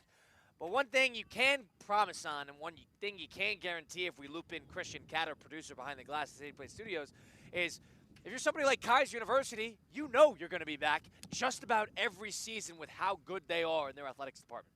Yeah, every time we talk about Kaiser, it seems like the number I'm about to say gets higher and higher. Well, 27 is the total now. 27 national championships for the Kaiser Seahawks. The women's soccer team pulled off the unthinkable from a 14 seed to a national championship. The highest seed or the lowest seed, depending on how you look at it, to ever win a women's soccer national championship in NAIA. That happened from the gals right here in West Palm Beach. The flagship campus of Kaiser University, it's beautiful. It's right in West Palm, a stone's throw from downtown. It's right off of I-95 and the Turnpike. And that is the perfect place if you want to prolong your academic and you want to prolong your athletic career. Stay home, right in your backyard. Family goes to the games, friends go to the games, and you win a lot. How about that football team?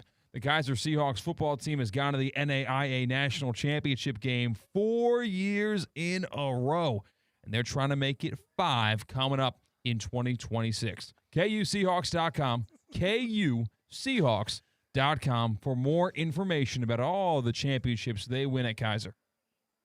That's Christian Cat, Colin Russo, and Mike Rizzo live outside of the SoFi Center. TGL tonight, 7 p.m., Jupiter versus LA Golf Club. Let's bounce around. Let's have a little fun. Let's do a little 5 and 5 presented by Flagler Credit Union. 5 topics. High five. 5 o'clock. It's 5 o'clock somewhere. Let's get out of here. Endless takes. You can't handle the truth. All gas, no brakes. And it's shaking big time. It's time for the 5 at 5. Hold on to your butts. Presented by Flagler Credit Union, proud supporter of FAU athletics. Number 1. Welcome to 5 at 5, brought to you by Flagler Credit Union. We're going to start with, well, the victors. Take a listen.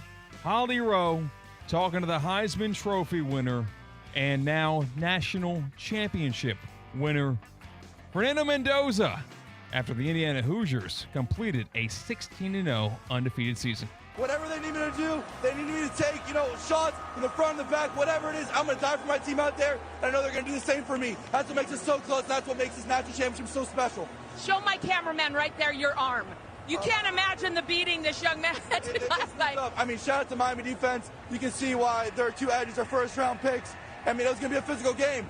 And, we had to play physical, and we did play physical. We elevated it, and it's victory so sweet for everybody, for the entire Hoosier Nation, but also, it's super sweet to myself. I was a 2-star recruit coming out of high school. I got declined to walk on offer to the University of Miami. Full circle moment here, playing in Miami for all the friends and family. I can't thank Coach Nettie enough, and Coach Whitmer, and Coach Anna for taking a chance on me, and just give all the glory to God. Well, that's Fernando Mendoza after beating Miami by 6 in the national championship game in his backyard. Of course, if you haven't heard the story yet, you know that Fernando Mendoza is from Miami. The Canes didn't recruit him. He wanted to go to Miami, like he mentioned, and he climbed his way all the way up. In your opinion, is there any more likable college athlete in your memory than Fernando Mendoza? One thing I liked what he said there is shout out to Miami defense. They're great edge defenders. Yeah, they beat him up, dude. They beat him up. Shout him out. Shout out to Miami defense. He's great.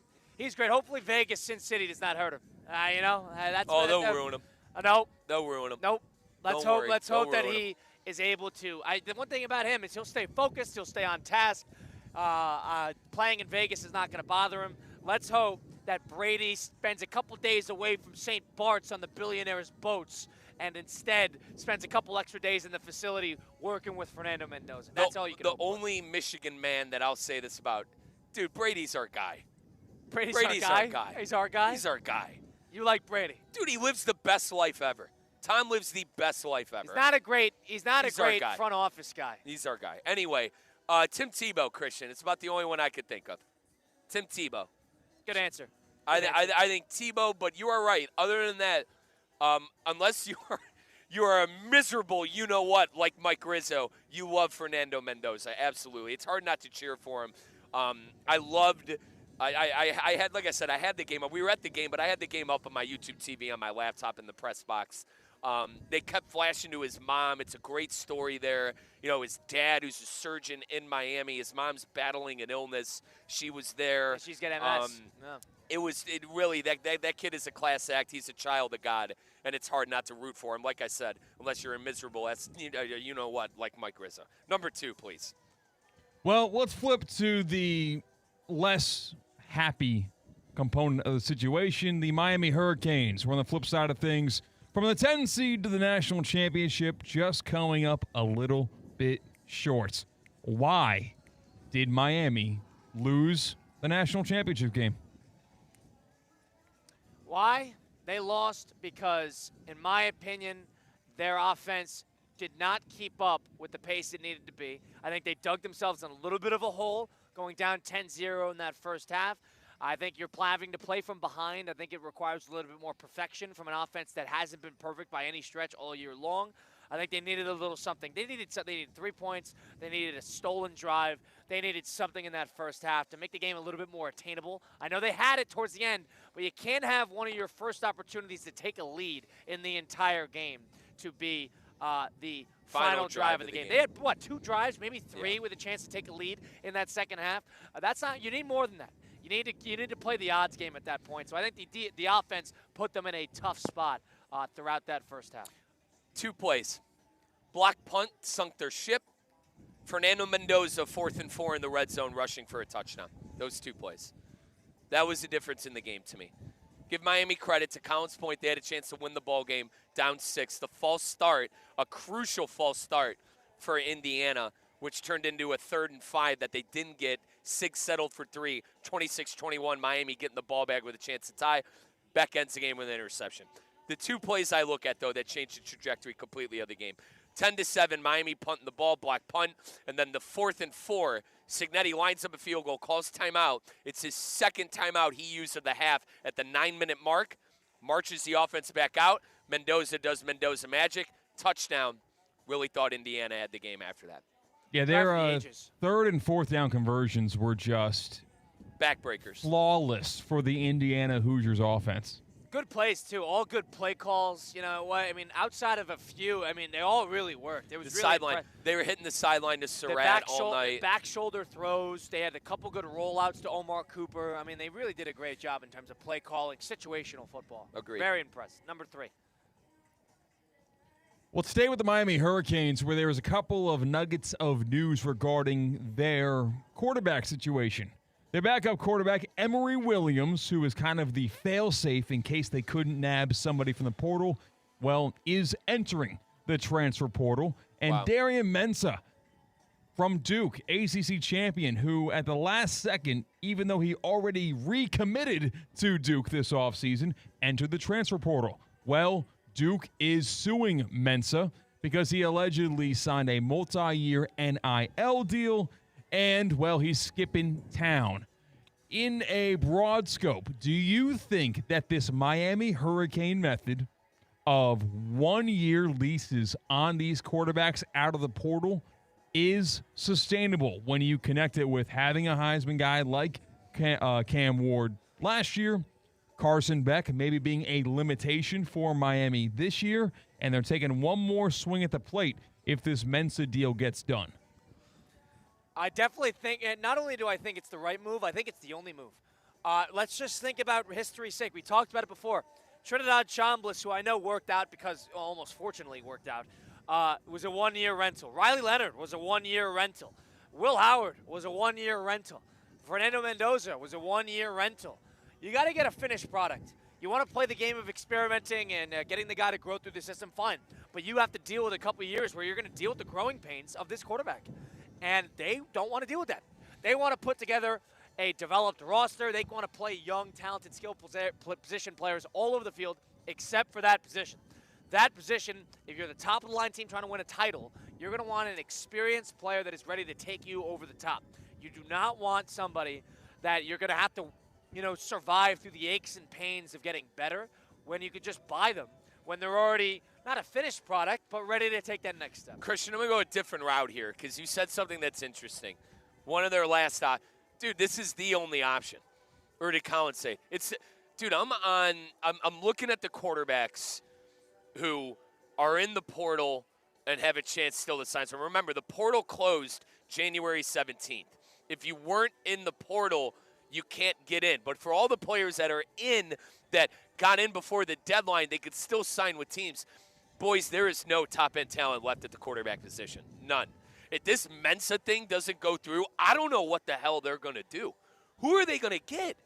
You're going to have to wait for the second round of the portal. You're going to have to start late. If you don't get Mensah here, I question who could be the signal caller for now, Miami I don't next know year. enough I about really the question it. Neither do I. I don't know enough about the legal logistics, but I know the kid from Washington ended up going back, and his lawyer left him or his agent left him because he didn't want to deal with the lawyer, the legal aspect. Yep. This kid's going to fight for freedom here. Don't sign the deal.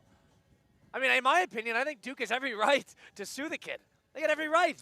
So Williams is going to play. Damon Williams, by the way, the Washington quarterback. Who was allegedly floated. He's going to play there LSU, next year? and he's going back. Yeah.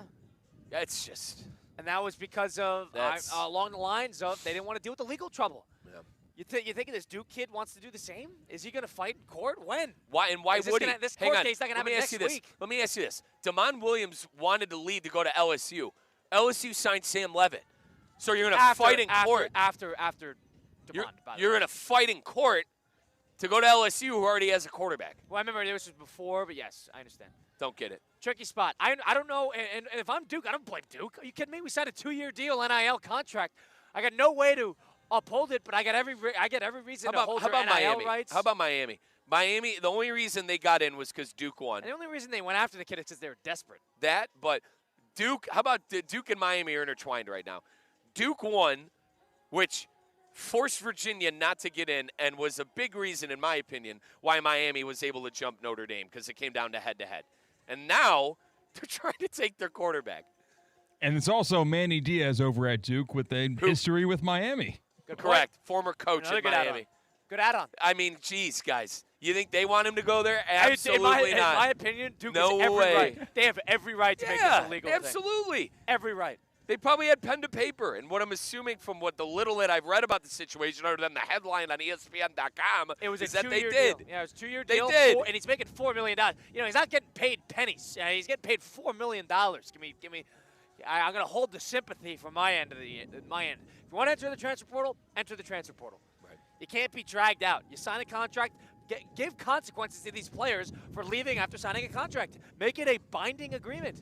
I know it's a pay-for-play, but it's the most obvious fix in the world as these gusts hit 65 miles an hour at the team. I don't think any of these quarterbacks would be throwing the ball. They'd all be running like Damon Williams over at Washington in the 50-mile-an-hour winds. Let's move on to number 4. So the Indiana won their first national championship. This is the first time national champion that college football has had since Florida in 1996. I'll rattle off some teams here to give you some examples.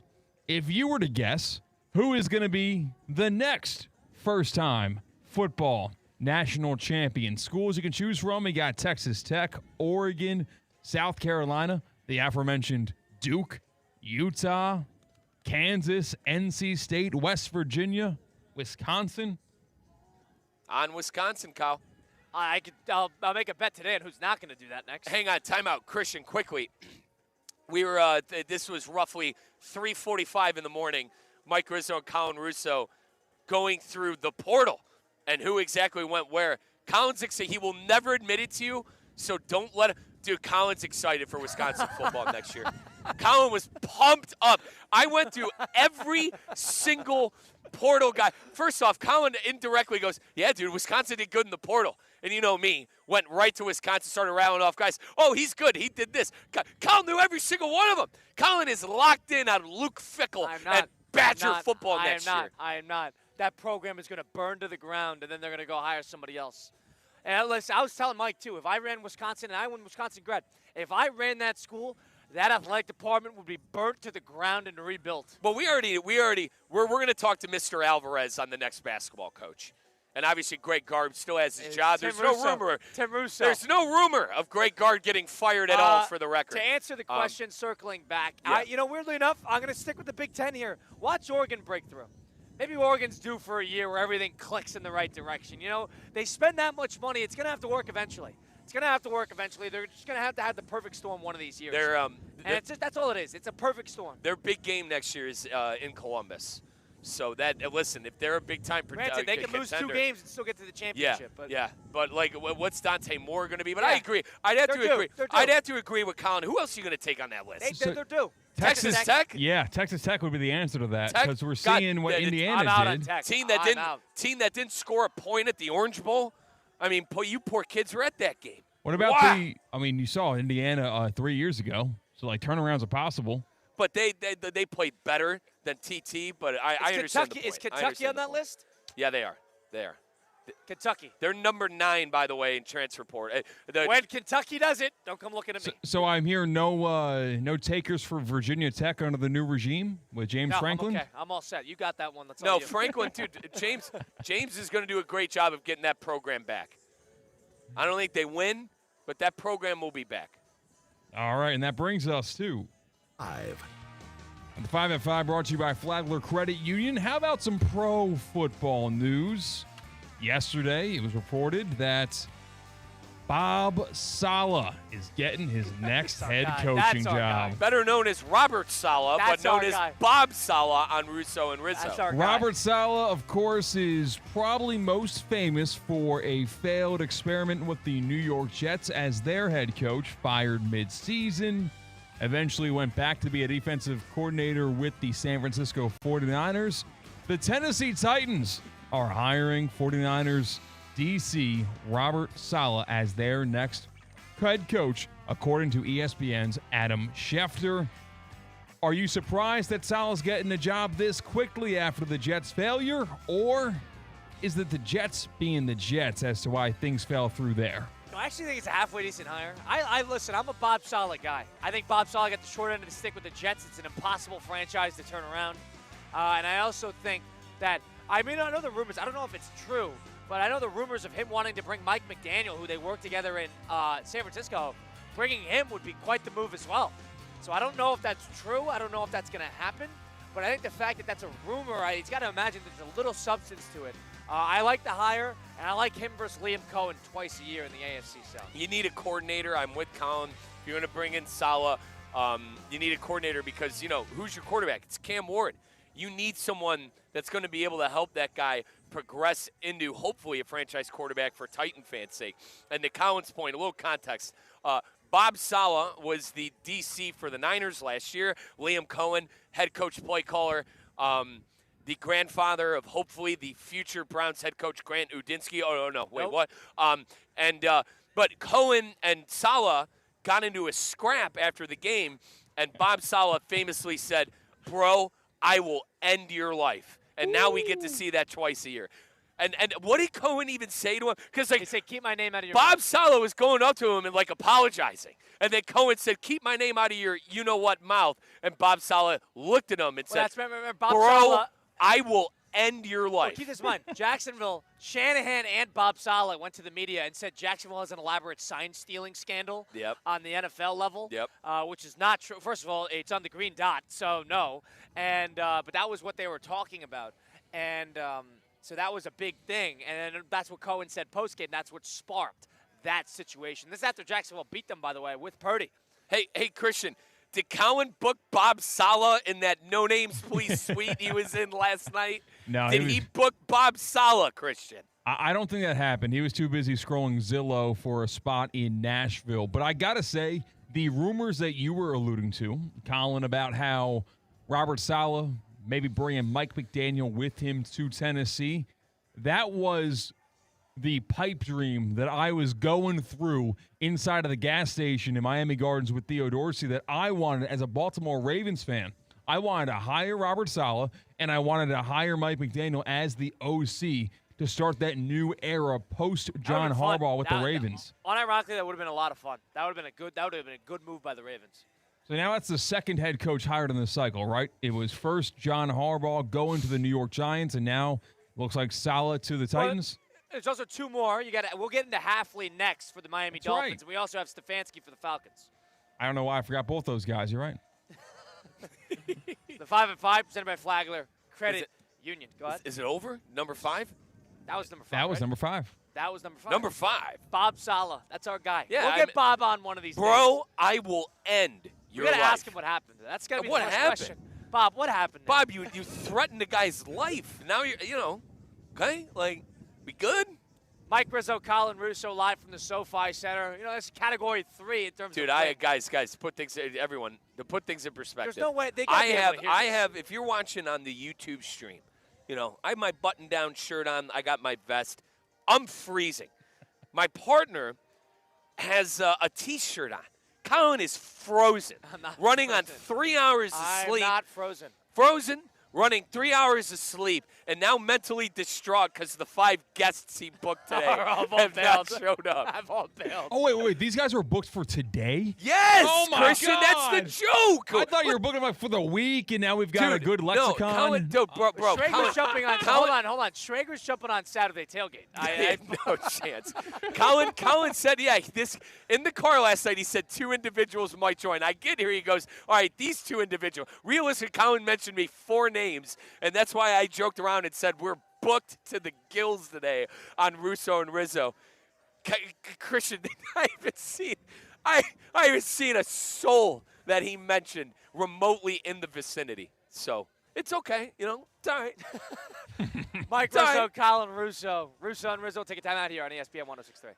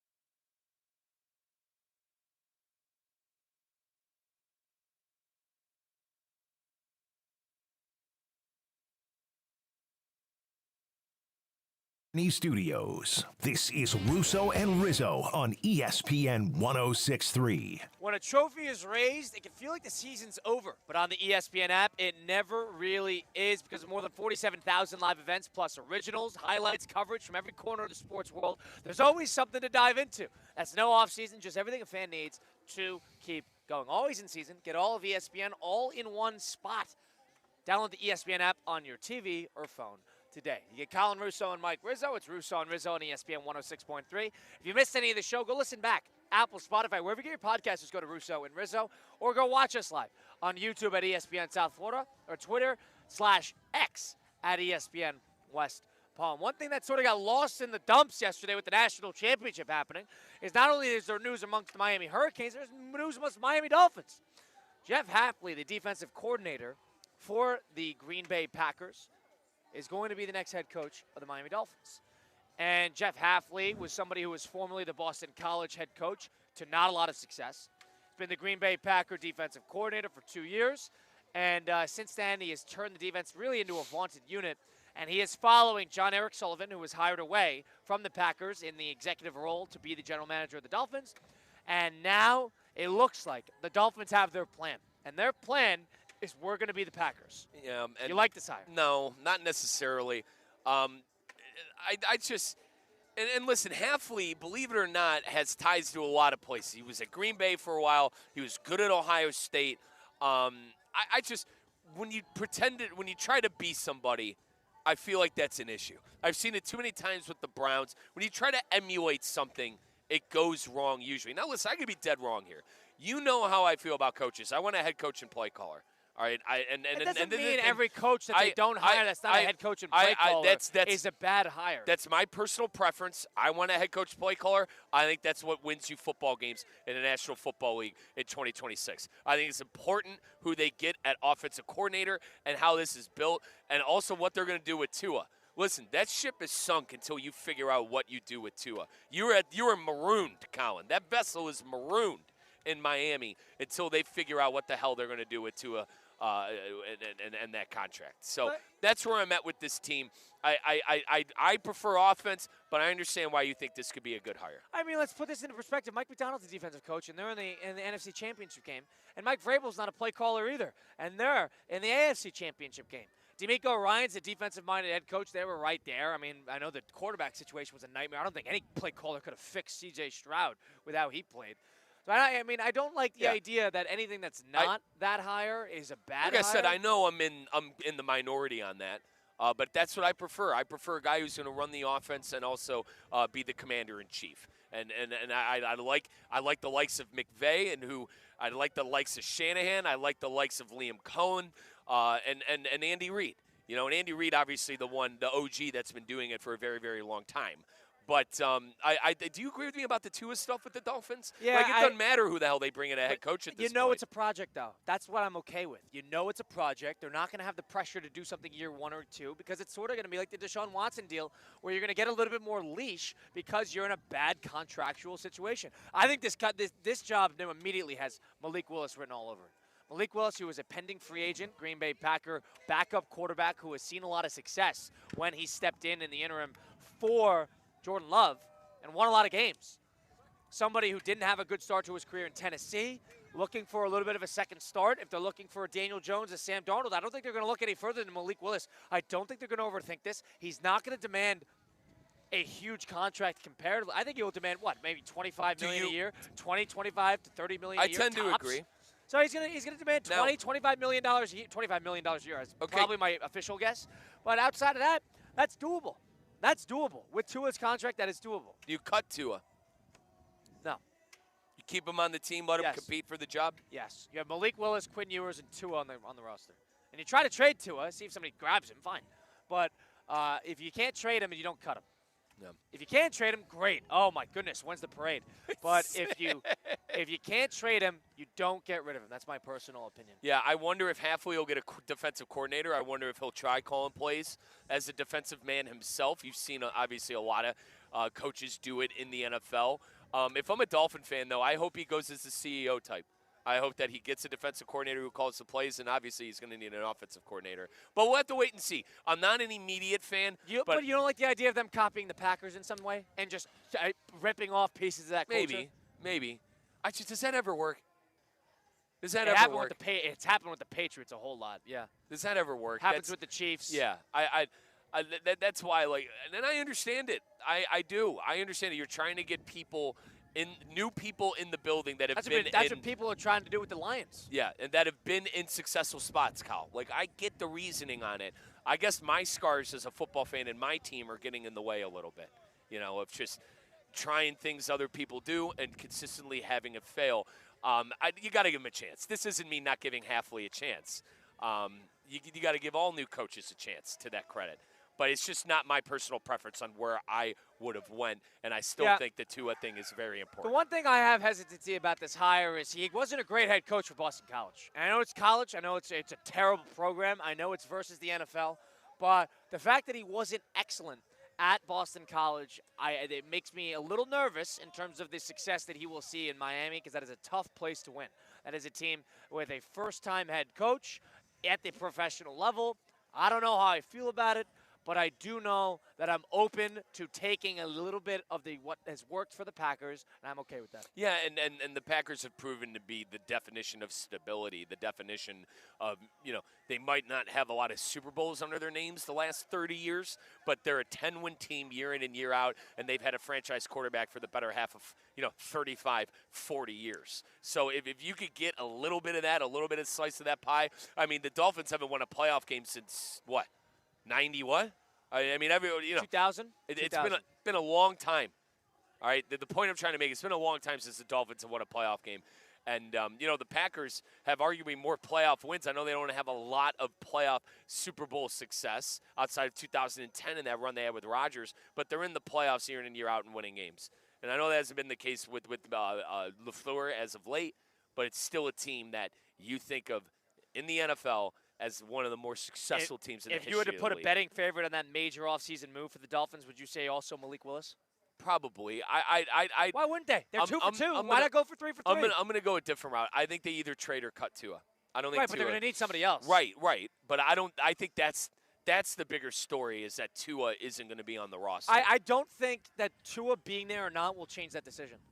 Because I do think they're going to get him for a bargain. It's still remnants of the old regime. That's where I'm at. The Tua thing is a distraction and remnants of the old regime. I think the new GM and Halfley, they want nothing to do with Tua. Absolutely nothing. They are begging for granted, not begging. They are working on a solution to figure out life after Tua. They're working on a solution to get him off that football the thing team. about Stephen Ross and how the Dolphin ownership has really done this, at least in my opinion, is they hired a general manager awfully quick. And it tells me that they didn't want to be involved in the process. Yeah. They didn't want to do the legwork of figuring out who those guys are going to be to next spearhead your program. So you found one guy who you liked, who you heard was good, and who's been with a winning franchise for the last, 20 years. And you said, all right, well, you're going to run the whole show. John Eric Sullivan, welcome here, and you find the next coach. Who do you have in mind? He goes, my buddy in Green Bay. All right. If we're going to die on this hill, it'll be because of Green Bay. That's that. And you know what? It's not the worst way to do it, because Green Bay is a successful franchise. And we thought, you were all over this when he got hired. Is he going to bring in Halfley? Is that Green Bay connection going to be there? Now we get our answer. And I think we know that LaFleur is going to be staying with the Packers, too, for some time. We thought that maybe Matt LaFleur could be in the running for the Miami job if he became available and they couldn't figure out a contract. But, yeah, here we are. Halfley's the coach. And, it happened at 5 o'clock yesterday. And I still think that the Dolphins' biggest story heading into next year is what in the living you-know-what are they going to do with Tua? Boston College, you went 6-5, 6-6, 3-9, and then 7-6. It's not great. What years? Give me the years. 2020, 2023. Okay. And then he was 2 years with Green Bay, and then now he's here. That was post his watch. 2019. Yeah, he was 1 year with Ohio State. Yep, right? 2019, and then after that, that's when he went to Boston College. That's why I wanted to get those years. On the other side of things, we will get into the remaining head coaching carousel candidates and get more into Jeff Hafley being hired as the next head coach of the Miami Dolphins. Letter graded 888-760-3776. Is this an A hire? Is this a safe B hire? Is it a passing grade? I would lean along the side of a passing grade. Let us know your thoughts. 888-760-3776. Colin Russo, Mike Rizzo from the SoFi Center. It's TGL. It's ESPN West Palm. Live from the Anajar and Levine Accident Attorney Studios. Anajar and Levine Accident Attorneys. Call 1-800-747-FREE. This is ESPN 1063. The PGA Tour is back in Palm Beach. The Cognizant Classic returns February 25th through March 1st to the Champion Course at PGA National Resort and Spa. Be here to watch PGA Tour players take on the Bear Trap, one of the toughest stretches in golf, while enjoying elevated fan activities around every corner. Experience the energy with your friends and take in the excitement of this can't-miss event. Tickets are on sale now at thecognizantclassic.com. Does your business leave a lasting impression? Attractive, eye-catching signs help you stand out from the crowd and create a strong brand identity. Our team at Signorama West Palm are experts in helping your business get noticed and get effective signage in front of your potential customers. Our team can turn your blank windows or plain vehicles into money-making branding machines by drawing customers' attention to your business. So if you're looking to leave that lasting impression, call us 561-687-7993 or visit signoramawpb.com. Every athlete you see competing in the College Football Playoff National Championship had to find the right path to get there. At IMG Academy, helping student athletes find the right path to the next level is part of the game plan. From a world-renowned boarding school that develops student athletes every day, to premier sport camps where skill is honed and elevated, IMG Academy prepares student athletes for the next level, on and off the field. And through IMG Academy Plus, student athletes anywhere can receive unmatched college recruiting support or even a personal remote-based mental performance coach. Start your preparation with IMG Academy. Overheard at the Hard Rock Bet Party. No, you see, you get $150 in bonus bets after your first $5 bet hits. Did somebody say hit? Whoa, Ray Lewis? We were just saying if your bet hits. Huh. You know I love a good form tackle. We know, Ray. We know. Hard Rock Bet Sportsbook. Roll with us. New players bet $5, get $150 in bonus bets if you win. Payable in bonus bets. Not a cash offer. Offered by Seminole Tribe of Florida. Must be 21 plus and physically present in Florida to wager. Terms and conditions apply. If you or someone you know has a gambling problem, please call 1-833-PLAY-WISE. Accident Attorney Studios. This is Russo and Rizzo on ESPN 1063. Tennis fans, I know you're trying to get up at 2 in the morning to watch the Australian Open. I'll be up tomorrow to watch the first round. Wow. On ESPN. The Australian Open. And where is here, can you do this? No, not even that. But you get thinking, all right, I can't get up at 2 a.m. to watch, Sinner or Alcaraz play. What I can do is wait for the Delray Beach Open to get to town and watch some tennis live and in person. The Ultimate Tennis Party is here. Don't miss today's top professional tennis stars and legend in downtown Delray Beach. It's February 13th to the 22nd. It's 10 days of 140-mile-an-hour aces, parties, and all the good vibes come from nonstop action on and off the court. Snap pics and post memories at the DBO. Join us for a jam-packed week of ATP tennis matches where champions play and fans party. Tickets are on sale now. That's DelrayBeachOpen.com. That's DelrayBeachOpen.com. You're telling me that you're not going to get up at 3 in the morning to watch a little Sinner Alcaraz if it's open at the Delray Beach Open? No chance. I am You're not watching watching it. it. You're not getting up for the Australian Open, second round. No. ESPN, Pat McEnroe, John McEnroe. You're not watching that. Colin, Fowler's on his way there. I'd be surprised if Fowler wasn't already there. I can't even do this without laughing. What do you mean? Dude, I don't watch tennis. I know you shame me.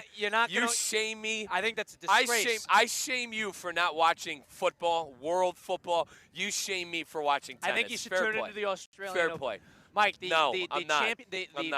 the men's final will probably be 3 a.m. on a Sunday. It'll be 3 a.m. on a Sunday. You know Boda Glint beat Manchester City 3-1 in Champions League. I did see that. I did see that. Did you see that, Taylor Fritz in his first round? Did you miss that one? All right. 3 a.m. on a Sunday, Mike. No. Watch it. That's all I want. One tennis match for you. No. One tennis match for you. 3 a.m. on a Sunday? Well, it's Australia. They're not going to make it Eastern time. I'm good, dude. We're all good. You can watch the highlights on your ESPN app. You go to the Delray Beach Open when you go to that. There you go. You go to that? Yeah, we'll be there. We'll be there live. We will be there. We'll be there live. I can't wait. Marcos Dude, Strone. I actually, no, I love the Delray Beach Open. Right, it was a good time. My Remember Marcos favorite. Strone joined us. He was great. Yeah. That's our great. guy. That's our guy. Has he been winning? Great. Has he been winning? He's had a pretty good season. I mean, the season's just starting, but like last season, he had a pretty good season. He was good. Final, no, not quarterfinal. third round, I believe, at Wimbledon he got Okay. to. So All right. pretty good. Good. You'll take that. You'll take that. But nonetheless, got a couple coaching openings still remaining to go. Mike Rizzo, Colin Russo, Russo and Rizzo at the SoFi Center for TGL tonight. Jupiter and LA Golf Club. That is going to be 7 p.m. You'd have SVP in the house, Matt Berry in the house. All the biggest stars are going to be live and in person, so stay tuned for that. Remaining coaching hires, which ball do you think is the next to drop? Raiders are still open. The Browns are open. I mean, I tend to think the Raiders with the number 1 pick, no? You think they have a plan. I can't believe they're still on the board because you think the Raiders You think they don't would want to wait have till a last plan. year they missed out on Ben Johnson and Right. they were stuck with Pete Carroll. But you think the Raiders at this point of the season would have a plan and be able to, sell somebody on having the number 1 pick in Fernando Mendoza.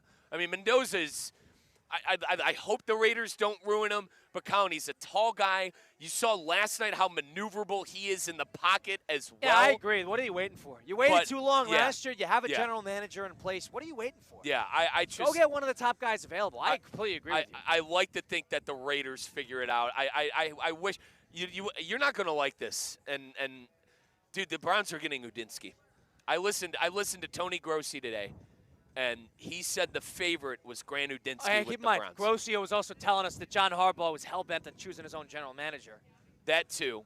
But Grossi, his beat for 40 years has been covering the Browns. So they have second interviews, so you don't know. Well, yeah, are they going to interview Schwartz. McDermott? Are they interviewing McDermott? They're in the running Here's for one McDermott. thing I don't but think. Schwartz is getting more play than McDermott. Here's the thing. They want defensive Schwartz, coordinator. For some reason, Brown fans want Schwartz to take the head coaching role and Udinsky to take the offense coordinator role. I don't think he's going to do that. No. I don't think he's going to take an OC role at that. Well, he'd be calling plays. Franchise. Yeah, fine. he'd be calling but plays. He could get another opportunity like that. At a better franchise. Thanks, Kyle. Thanks, Kyle. At a But better no, you're onto franchise. something. You might, all right. I think at this point they want to give him. You think the Ravens or the Steelers will fall first? Ravens. I agree with you. Ravens. I think Ravens have been on the market longer. I think specifically with the Steelers, they have to figure out if they want to trade Tomlin. How crazy is that?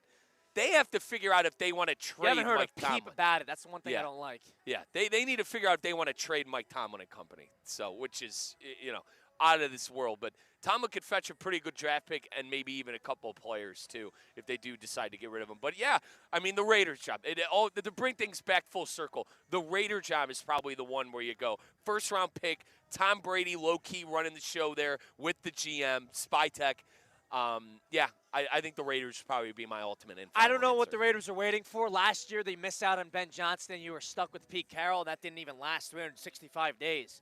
So I would be under the impression that they have to operate soon. They know who they're going to get at quarterback. Nothing's going to change between now and then unless Mendoza, has a terrible injury. So I'm under the impression that he will be a Raider, and I'm under the impression that they should go get somebody soon. As we close things out here, as Colin Russo and Mike Rizzo, appreciate Christian Cat keeping us up over the airwaves. Appreciate TGL for having us out once again at the SoFi Center. 7 p.m., Jupiter LA Golf Club. A lot of fun to be had all over ESPN app. Check it out there. That is the TGL. If you missed any of the program, go listen back on Apple, Spotify, wherever you get your podcasts, all those great places. Just go to Russo and Rizzo or go watch us back on YouTube, Facebook, and Twitter/X at ESPN South Florida on YouTube and ESPN West Palm on all those other places. This has been Colin Russo and Mike Rizzo saying so long.